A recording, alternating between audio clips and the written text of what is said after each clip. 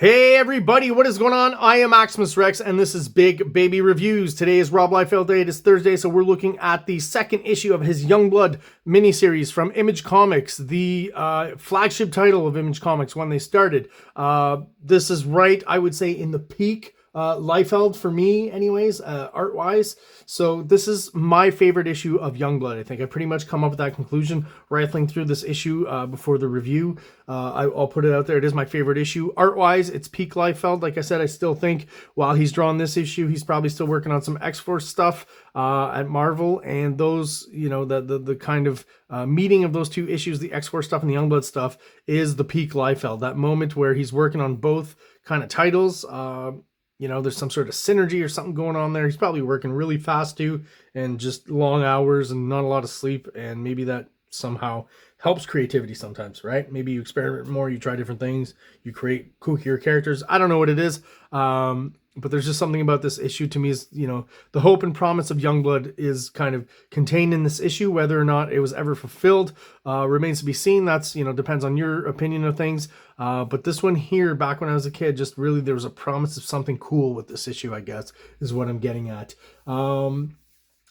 Looking at this cover here, so last issue one of the complaints that I had, and a lot of people have, I think, is the fact that it's a split issue and you're presenting two different teams. And you're really spreading yourself thin, right? Two short stories presenting double the amount of characters you usually wouldn't in a regular issue, especially Youngblood as a team, right? So you're going to be introducing a lot of characters. So that was a little odd to start off with, and I feel maybe there's a bit of course correction with this issue here. So what we have is still a split book, but we've got a very short story introducing Shadowhawk. This is actually Shadowhawk's first appearance before his own regular series.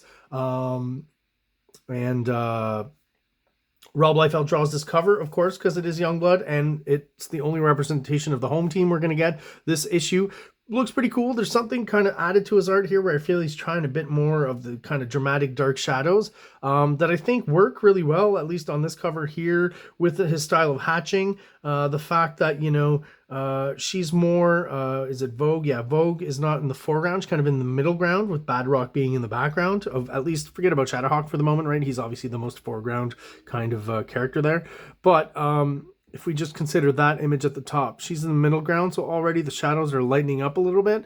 And with Badrock, I think it's fine to cast a darker shadow because he's such a big hulking figure that it makes sense that his shadow would be darker. There's just something kind of aesthetically cool about the inking that he did here. And I think that, you know, where some people complain about his hatching back in the day, and, you know, even today, I guess, they just don't like, you know, Rob Liefeld artwork. There's something where the aesthetic really is still working really strong for me. And of course, the Shadowhawk figure here is interesting because it's, you know, the only representation at peak Liefeld that we're going to get a Shadowhawk. Later on, he does do Shadowhawk issue 25 or something. Like I forget if this is when all the Image founders kind of traded issues, right? Mark Silvestri did Spawn, Tom McFarlane did Cyberforce. Yes, so I'm pretty sure that's what that is. Rob Liefeld did Shadowhawk and Jim Valentino did Youngblood. So that's the only other representation of Shadowhawk we have. And in that one, it's kind of weird because it's very big and bulky, different costume. And also he drew that whole issue kind of in a Frank Miller inspired contrasty style. So just not a typical Liefeld representation like we have here, or at least what we associate with Liefeld, right? So again, I think it's a very cool cover. And we'll go through the Shadowhawk story real quick, and then I'll flip it over. We'll talk about that cover and the away team story, right? Because again, it's a flip book. So today, in this issue, we basically get a full story with the away team, which I think is a plus for this issue. When we get to that story, I'll talk more about that. So let's have a look real quick inside here. So I don't know if I mentioned, this is June 1992, but if you look at the indicia on the other side, when we get there I can prove it, it actually says July, so slight coordination issues there. Not that it matters that much, you know, when you're reading the comic book. The fact that the indicia and the cover don't match is really not the end of the world. So it's almost like a second cover here, entirely by Valentino. Extra image, I don't know if that's stuck as any kind of, you know, theme with these short stories in the Image comics, but that's what they called it here. Maybe because it's Extreme Studios, probably. That's why they're going with that. So they present Shadowhawk. One free 5-page preview. So not 6, but 5. I guess the cover counts as, how many? 1, 2, 3, 4, and 5. Okay, so 5 story pages, 1 cover. That's pretty cool. It is 6 pages. So credits, obviously you've got Jim Valentino being the writer and the penciler for this one. Inks, Paul Scott and Richard Horry. Letters, Diane Valentino. And colors, Brian Murray, who is, at this point anyways, Extreme Studios' main colorist. He colors the Youngblood issue as well, and eventually will draw Supreme, which I actually thought his art was pretty interesting compared to most of the Extreme Studios guys who are more kind of copying Rob Liefeld's style. I think he maybe was a little bit at the aesthetic level, the hatching, but he did come from continuity, excuse me, studio, so he did have a slight kind of Neil Adamsy vibe to his art as well, which was kind of clashy when I would first read it. Supreme stuff in the early 90s, I thought it clashed a little bit. Later on realizing that maybe he was just a slightly better artist than a lot of the Liefeld clones.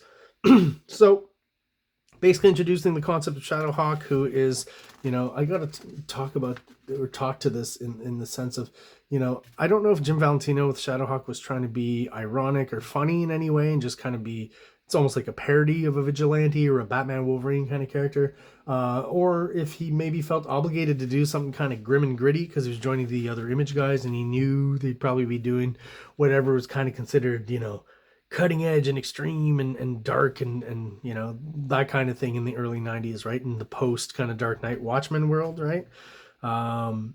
So I guess that's what he decided to go for, because if I know he did Guardians of the Galaxy, which is kind of a superhero title, great, but he also did Normal Man independently back in the day or for a smaller company, and that's, there's superheroes. Well, basically Normal Man is the only normal man in a world filled with people with powers, right? So he's unique from the fact that he's the only one with no powers. So to go from that to something like Shadowhawk is just, I don't know, quite a stretch to me. Some weird also kind of design elements in the storytelling here where, Shadowhawk's head is just there, which really does look a lot like Shadowhawk #1 cover. The shape that he's got on his belt, and it's also something he can throw right on his thigh, so that's his symbol. I don't know, man, very kind of corny in a weird way. I don't know how else to describe it. Oh, also, before I forget, I do want to mention Paul Scott. This cinches it, right? Because I've heard Rob Liefeld talk about how he inked the first short story, this short story that we're looking at, inked over Jim Valentino for the first Shadowhawk story is what I'm trying to say. And then when you look here and it says Paul Scott and Richard Horry, well, I know Richard Horry's an actual artist, but Paul Scott was always kind of a mystery. He's inked some Liefeld stuff here and there. And, recently a couple of my friends have reminded me, comic book buddies, pointed out that Paul Scott is Rob Liefeld. It was just kind of a pseudonym. I had no idea. I found out from them. And then again, just reviewing this, rifling through it before the review, this cinches it, and definitely Liefeld is Paul Scott, and no one quite knows why he did that, but there you go. And I will say, yeah, Liefeld inks. What convinces me is this shot here, because obviously the pencils underneath are Jim Valentino, but the inking and the finish and the hair is so Liefeld. It's unmistakable. And some of the stuff that maybe doesn't look quite as much like Liefeld, like maybe this page here, I feel, is probably that Richard Horry guy. Although I could be wrong. It's hard to tell. They do have a similar inking style. I guess that's why they were both chosen to ink this story here. So there you go, Shadowhawk's introduction. If I didn't mention it, he's a superhero who has AIDS and who breaks criminals' backs, so they're left in traction for the rest of their life. Interesting concept. So here we go with the away team story, the full issue of Youngblood #2. A prophet cometh. Anytime someone says cometh, I gotta laugh, and I'm not going to go into the reasons why. If you're twisted a little bit and sick-minded like I am, you know why. We'll mention again this cover. I think, again, part of that peak Liefeld period. Looks awesome. The way he draws the musculature and stuff, very distinctive. I copied a lot of this when I was a kid. The proportions, the big thighs. And I still think Liefeld's kind of pushing it where, he's varying the poses, even though, he's very much into the muscle and the sinew and stuff. There's a down angle here. We got a 3/4. He's not, as you'll see in this issue, I'll point out, he's not drawn women too extremely crazy yet, in as far as their proportions and how their bodies twist and turn. And there's the introduction of this character here, Prophet. who I definitely want to talk about as we go through the issue. But great cover, definitely got me interested in all these characters. I think Liefeld is kind of, you know, revving the engines here. Again, he's working on X-Force. He's created a bunch of cool characters. Working on Youngblood, created a bunch of cool characters. Some of them with staying power, excuse me. Some not so much. Prophet will definitely be one of those who has, you know, a limited following, but definitely some staying power. Probably one of my favorite Liefeld characters. And again, I'll talk about that more as we go through the issue. So there was something about these characters, the Berserkers, right? So he starts off issue 2, once again, introducing another team of characters here. Respectfully dedicated to Jack the King Kirby. So, you know, started to be aware myself, Jack Kirby, back in the day when I originally collected comics in the early 90s, actually through the Image guys and their efforts to help Kirby out and to homage him with characters and stuff. What was that comic that they put out? Phantom Force, right? Which is apparently the one comic that was the biggest payday for Jack Kirby ever, right? All the Image guys were like inking pages of that comic and stuff. But yeah, so to get back to this right away, introducing another team, which is fine because it's kind of at this point kind of a Liefeld staple of doing that, right? And you've got another character, a bunch of characters that look, you know, kind of cool. You know, you don't know much about them right away. This one kind of looks like Siren from X-Force. This guy's kind of like, you know, Garrison Kane mixed in with a little bit of Cable, you know. Almost Bedrock, I guess you could call him. Or Bedrock. He's still being called Bedrock at this point. And you got this lady, pretty cool here. I don't know if her name is actually, I don't remember, but for some reason I feel like her name is Battle Axe. I don't know for sure. It's not a term of endearment for ladies generally, but in her case, maybe it is. Maybe I'm wrong on that. But something this issue brought up, you know, I remember this character here, and I didn't go rifling through my issue, but I went on Google Images maybe a couple of months ago. And, you know, I seem to remember that basically he was butt naked in this issue, right? So if you look here, there's no indication of any sort of pants, right? You can see his thighs on each side. He's got knee pads, but his thighs and his feet are out, right? And then, you know, the images I found on Google didn't really point me to these ones here. I'll just quickly rifle through and come back, right? But there's another shot of the character.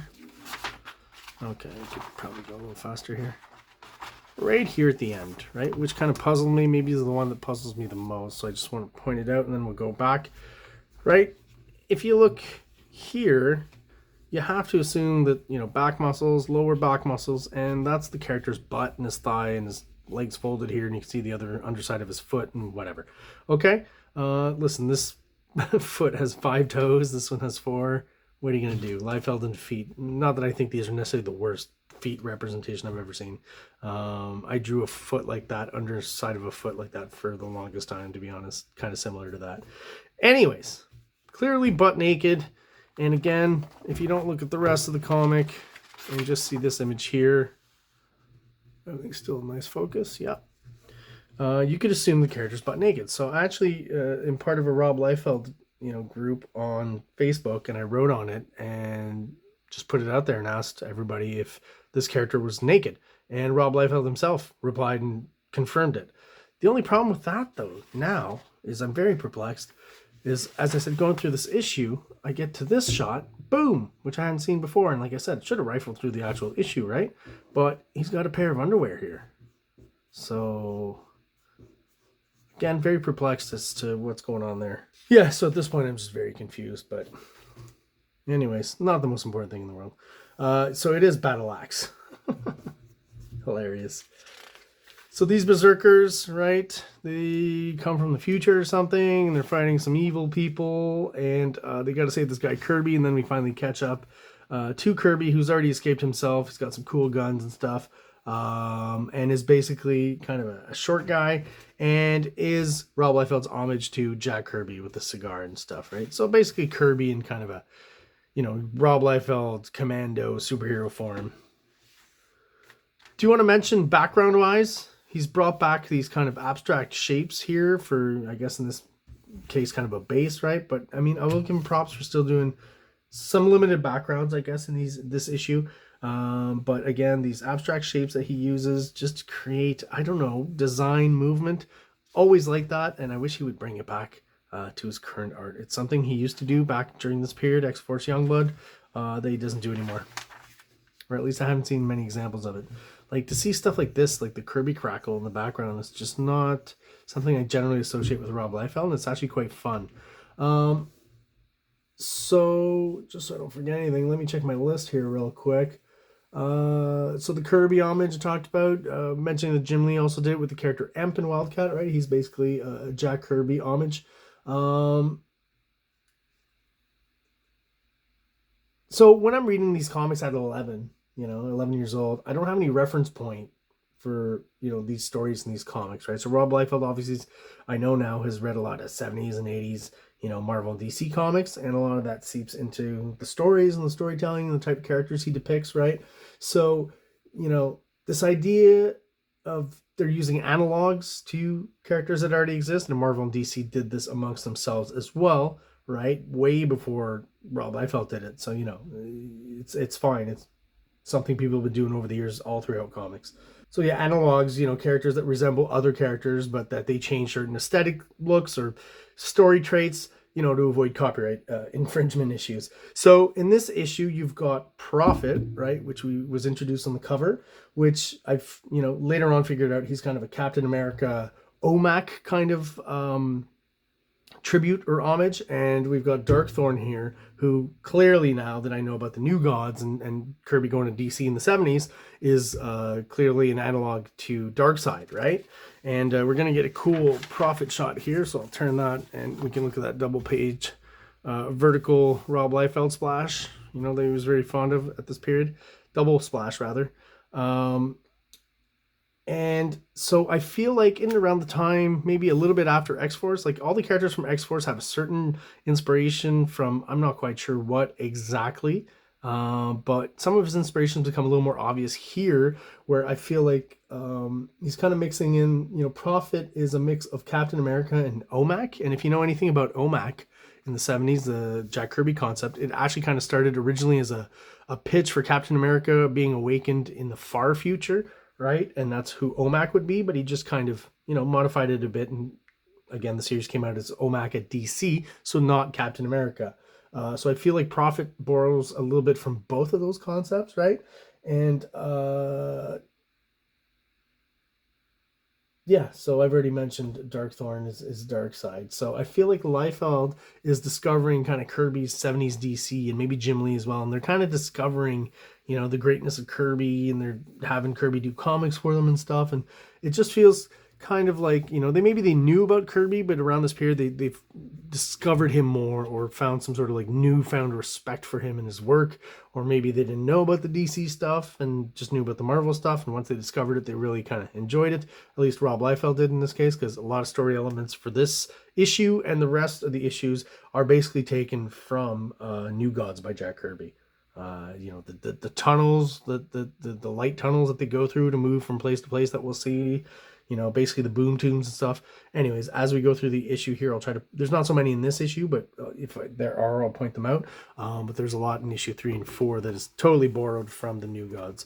Darkthorn obviously being the most obvious one in this issue. I've already pointed him out. So here's the kind of Captain America sequence where Prophet is given the super soldier serum. I don't know if he calls it that, but it's in around 1937 this is happening, right before World War II, right? So very, very Captain America. But as I said, the fact that he wakes up, later in the future, I guess in the 90s here instead of the 60s at Marvel, is kind of what makes him different, makes him a little bit more like OMAC, I guess. And also the fact that Prophet derives his power from some unseen source. I don't know if it's really mentioned that much in this issue, but I remember in the Prophet miniseries, it was kind of pointed out that, he talks to this thing that can divert energy from one part of his body to another, etc. Something kind of like that. I'm not quite sure, maybe talking out of turn here, but I'm pretty sure that was something that was happening there. Got to give it to Liefeld too. Even though the second issue of an Image comic, there's still some good storytelling going on overall, right? And a decent amount of panels per page. So 1, 2, 3, 4, 5 here, 1, 2, 3, 4, 5. So I guess that's maybe his average there. Not quite hitting the 6 yet, but, and again, these design elements in the back, love it, especially with the colorist generally gelling with what the backgrounds are doing. Don't know if he got a bit of help from Extreme Studios for some of these backgrounds. I feel like he probably did. I know Richard Horry at some point was maybe credited with doing some backgrounds. Maybe I should look at the credits. I looked at the Jim Valentino ones, but technical assistant Richard Horry. Yeah, so that's pretty vague, and I'm pretty sure that's cover up for the fact that he's doing a lot of the backgrounds. That would make sense. So of course, right, Profit is frozen here, but I don't know if it's because the timer actually ticks down to 0 or Cougar here who's messing around. But Profit is released. And what I want to say, this is the shot here where, listen, I guess if we're talking originality, I think maybe Cable is the most original Rob Liefeld original character, right? Deadpool is a bit derivative of Spider-Man and Deathstroke the Terminator, right? And as he moves on with Image, a lot of his characters just more and more obvious as to who they're kind of taking inspiration from.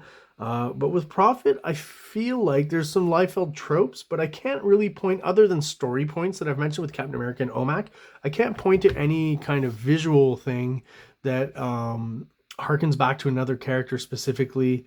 I might be missing something there, right? There's, again, still the staple aesthetic Rob Liefeld costume elements, but there's something just simpler and more you know what it is? It's like the symmetry of Prophet, right? Superhero costumes tend to be, the more kind of iconic ones are the simpler ones, and the more straightforward and symmetrical kind of designs, right? It kind of starts off with Superman that way. The early superheroes were very symmetrical generally, and that tradition was maintained. And then, during the 70s, 80s, tried some different things. Costumes got a little more complex. And then the 90s with, like I said, Rob Liefeld's kind of basic design of Cable, they kind of pushed the cybernetics and the straps and the boots and the bullets and the huge guns.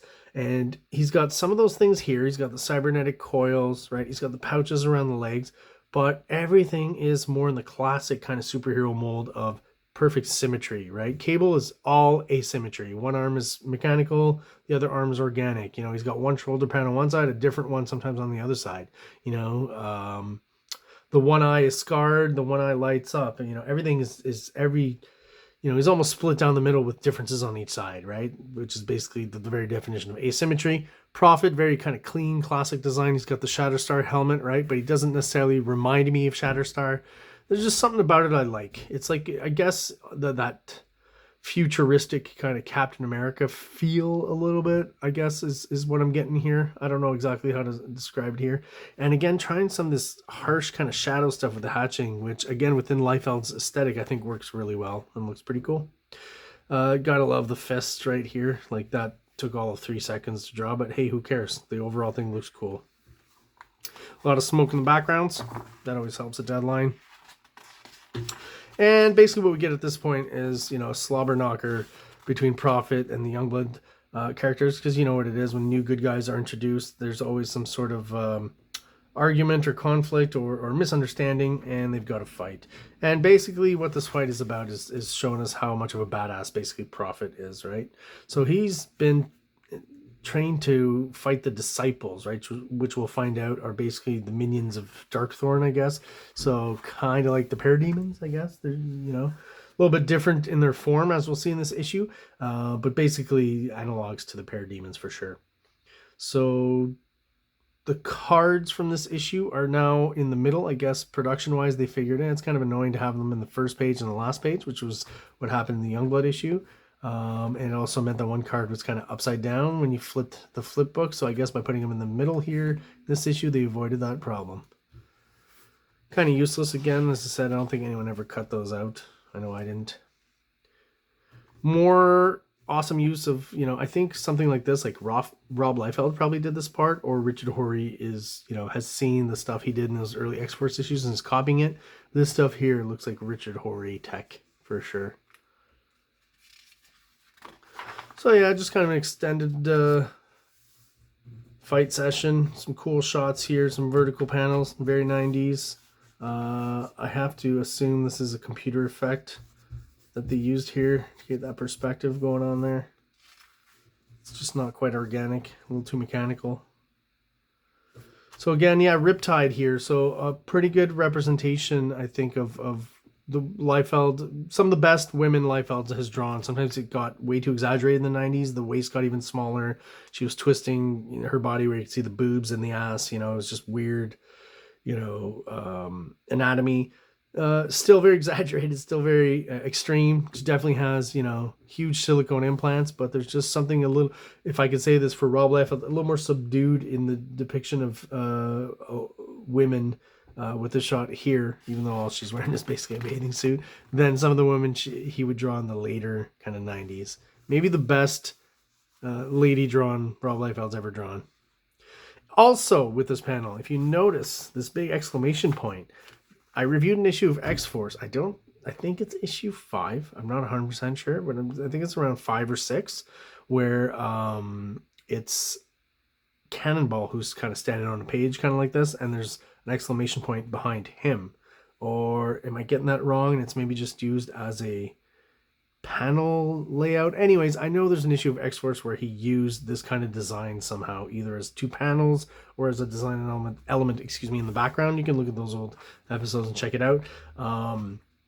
So that makes me believe that he's probably again drawing this issue in and around the same time. This, I think, gives a little bit of credence to my hypothesis and my guess here that he was working on Youngblood and X-Force around the same time, maybe as kind of some sort of wink appearing in this issue and in X-Force to point that out somehow.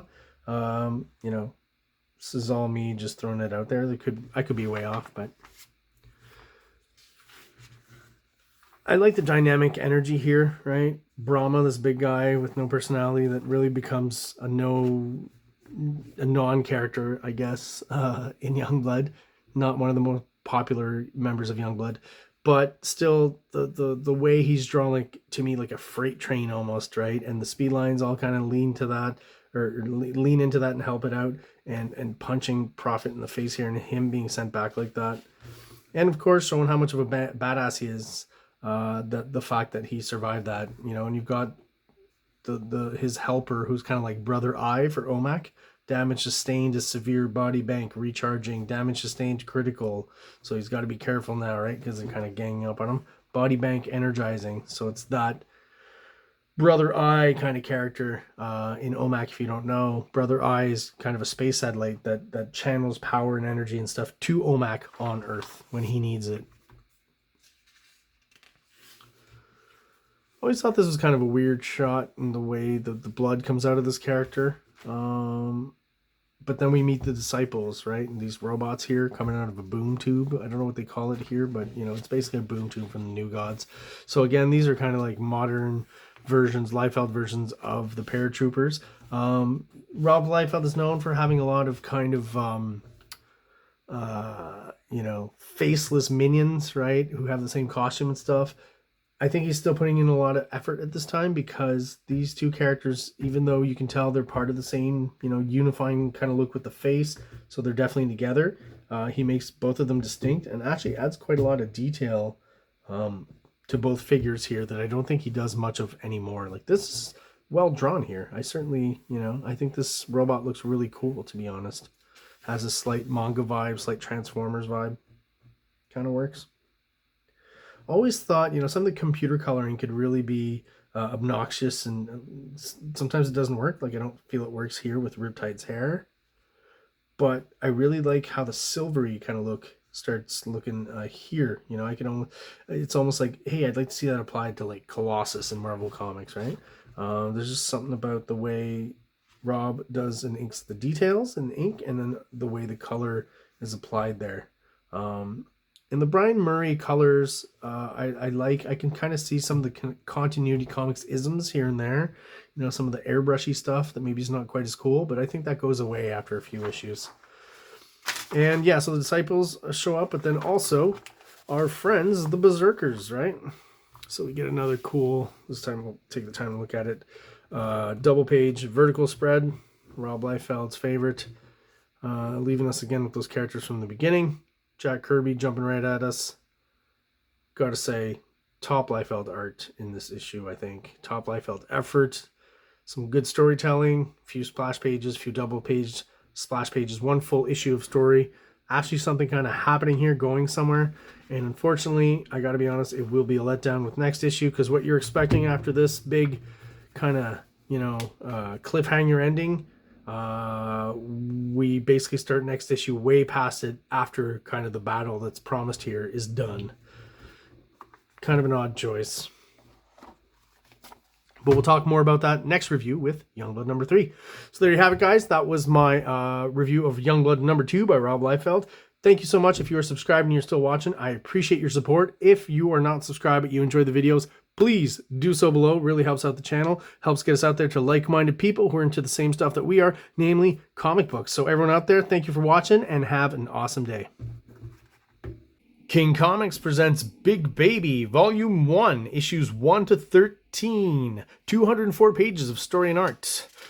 King Comics also presents Star Crasher one-shot, 32 pages, cosmic sci-fi surrealist adventure. You can find these fine comics at kingcomics.ca, at MaximusRex13 on Instagram, or on Facebook, MaxRex or Big Baby. Like! Subscribe!